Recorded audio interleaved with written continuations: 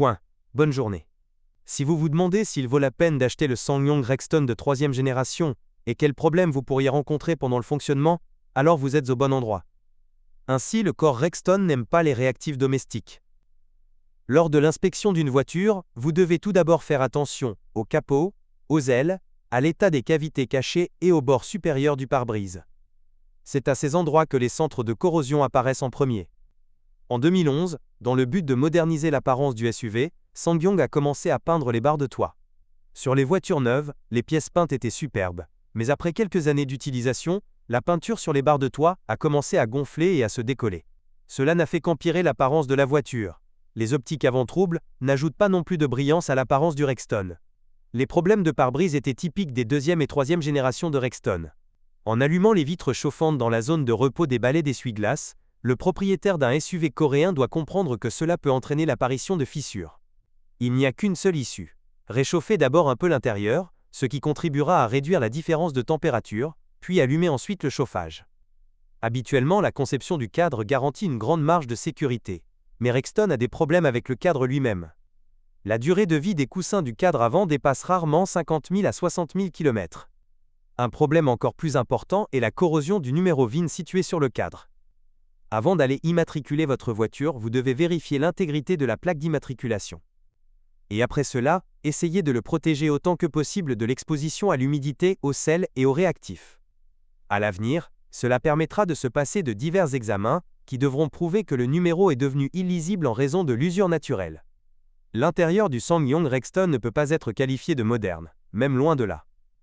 En revanche, à l'intérieur, les Coréens utilisaient des matériaux de finition d'assez bonne qualité, et n'utilisaient pas beaucoup de pièces pour le panneau avant.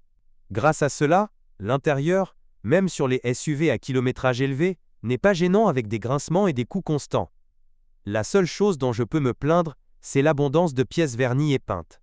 Ils ont peut-être rafraîchi l'intérieur classique du Rexton, mais sur les SUV d'occasion, les panneaux peints sont sûrs d'être rayés. Quant aux sièges, ils sont assez confortables et dotés d'un revêtement durable. Cela s'applique pleinement aux chaises en tissu et en cuir. Le système électrique de Rexton est assez simple. Elle s'inquiète surtout des petites choses. En raison de la conception de la glissière, les fils du système de chauffage des sièges avant s'effilochent souvent. Dans les ateliers officiels, les mécaniciens recommanderont de remplacer l'ensemble de l'élément chauffant, et les techniciens du garage se chargeront facilement de restaurer l'intégrité du fil. Cependant, étant donné que presque tous les éléments de câblage électrique et les unités de commande sont fabriqués sous licence de Mercedes-Benz, il serait naïf de s'attendre à ce qu'ils tombent souvent en panne. Le générateur est considéré comme le plus vulnérable de tous les équipements électriques. Si un bruit de cliquetis caractéristique commence à se faire entendre sous le capot, changeant de tonalité lorsque les consommateurs d'énergie sont allumés et éteints, vous devrez vous préparer à sa réparation. En règle générale, le générateur de Rexton ne peut pas supporter plus de 100 000 km. Les moteurs à essence du Rexton de 3e génération n'étaient pas officiellement proposés sur notre marché. Le constructeur n'a laissé dans la gamme que des unités diesel d'un volume de 2,0 et 2,7 litres. Il ne faut pas regretter le manque de moteurs à essence. Sur le modèle Rexton, ils ne se sont jamais distingués ni par une puissance élevée, ni par une efficacité enviable. Le plus souvent, ils étaient préférés par les automobilistes qui craignaient les problèmes typiques du diesel. Il n'y en a vraiment pas beaucoup. Par exemple, le moteur de base de 2 litres d'une capacité de 155 chevaux, hérité du SUV Rexton du plus jeune modèle Chiron, est considéré comme assez fiable et éprouvé. La seule chose à considérer est que pour un Rexton lourd, il semble un peu faible. Le principal problème des moteurs diesel des SUV coréens est le système de recirculation des gaz d'échappement sous vide. La vanne du système se bouche progressivement. Cela se produit d'autant plus vite que la voiture roule souvent à basse vitesse. Heureusement, le problème peut être résolu en nettoyant simplement la valve. Quant au moteur de 2,7 litres, il a des racines Mercedes. Il est intéressant de noter qu'à un moment donné, les ingénieurs de Mercedes-Benz ont officiellement déclaré qu'après les modifications apportées par la société coréenne, le moteur était devenu encore meilleur. Les spécialistes de SsangYong ont notamment installé une nouvelle turbine à longue durée de vie. Les bougies de préchauffage d'un moteur de 2,7 litres ne doivent pas être changées souvent, mais souvent cette opération n'est pas aussi simple qu'il y paraît. Ils collent rapidement à leur siège, c'est pourquoi ils se cassent facilement lors du démontage. C'est encore pire si des fragments pénètrent dans la chambre de combustion, ce qui est tout à fait possible sur les voitures fabriquées avant 2012. Les acheteurs du Rexton de 3e génération sur notre marché pouvaient choisir entre une transmission manuelle à 6 vitesses et une transmission automatique à 5 vitesses. Le Rexton automatique a aussi des racines allemandes et, Heureusement, les Coréens ont emprunté une unité qui n'était pas la plus moderne à l'époque. Grâce à cela, le Rexton automatique s'est avéré peu exigeant et peut se vanter d'une ressource assez importante. Les problèmes typiques d'une transmission automatique incluent une fuite de fluide de travail à travers les joints et une défaillance de la carte de commande électronique. Bien entendu, il ne faut pas non plus lésiner sur les vidanges d'huile périodiques. Une vidange d'huile doit être effectuée tous les 60 000 km. Le système de transmission intégrale du SsangYong Rexton ne pose pas beaucoup de problèmes. Mais si vous envisagez de rouler souvent hors route, il est préférable de regarder de plus près le SUV de deuxième génération doté d'une transmission intégrale rechargeable classique.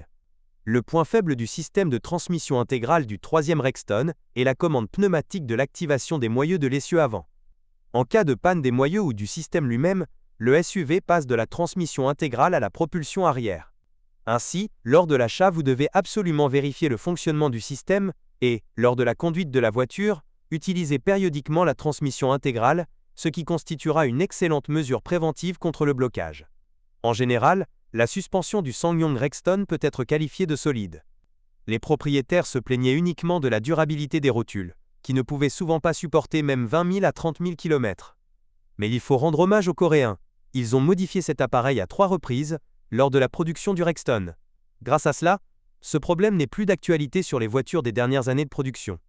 La suspension arrière du Rexton peut être de 2 types, la plus simple avec un essieu arrière continu et la suspension à 7 bras structurellement beaucoup plus complexe. Si une voiture est achetée pour une utilisation tout-terrain, vous ne pouvez pas penser à une meilleure option que la première option.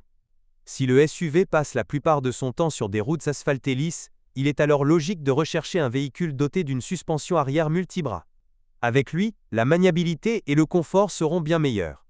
Bien entendu, une suspension plus complexe est a priori plus capricieuse et coûteuse à entretenir et à réparer. Sur la base du coût, de la conception et des caractéristiques du consommateur, le SsangYong Rexton n'a pratiquement pas de concurrent direct. Dans une certaine mesure, les alternatives aux SUV coréens sont le Kia Sorento et le Hyundai Santa Fe, mais ils sont nettement plus chers et, si l'on parle de voitures de la même année de fabrication, ils ne peuvent proposer qu'une carrosserie monocoque.